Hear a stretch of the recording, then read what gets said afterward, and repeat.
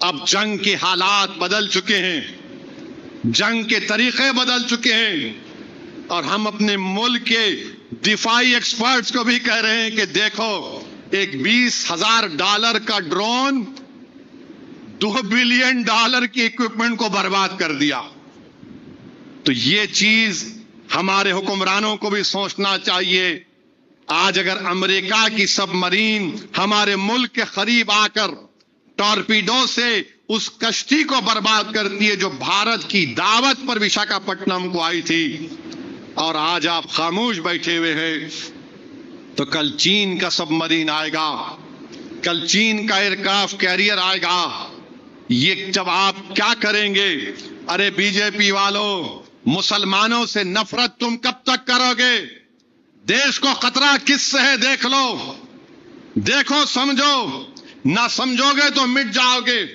یاد رکھو یہ آفتیں آ رہی ہیں، امریکہ کو آپ اپنا یار غار سمجھ رہے ہیں، اور وہ امریکہ جہاں پر آئرن ڈوم فلاں یہ اکوپمنٹ 2 بلین کچھ نہیں۔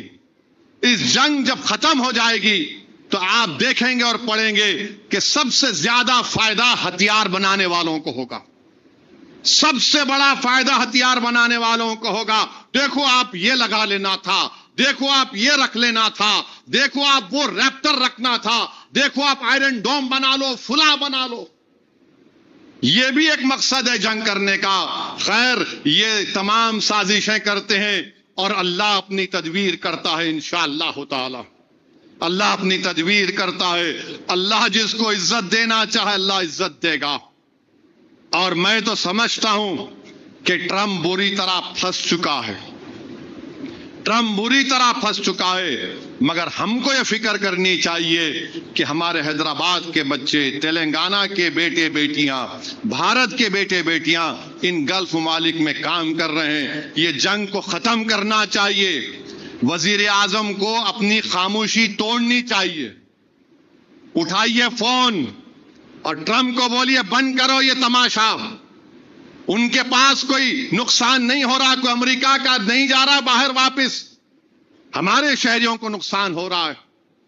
کون مر رہا ہے وہاں پر؟ بھارت کے لوگ مر رہے ہیں۔ غازہ میں تو آپ خاموش بیٹھے، شاید آپ لوگوں کو نہیں معلوم، جو ڈرون اسرائیل استعمال کیا غازہ پر، وہ ڈرون حیدرآباد میں بن کے گیا وہاں پر، اس کی فیکٹری ہے یہاں پر۔ خیر، اللہ جو اللہ سبحانہ و تعالی اصحاب الفیل، یعنی اللہ جب چھوٹے چڑیوں کے چونچ میں پتھر رکھ کر ہتھیوں کی فوج کو ختم کیا، تو رب کائنات کے لیے کوئی چیز مشکل نہیں۔ ہم تو اللہ کی ذات پر توکل کرتے تھے اور کرتے رہیں گے۔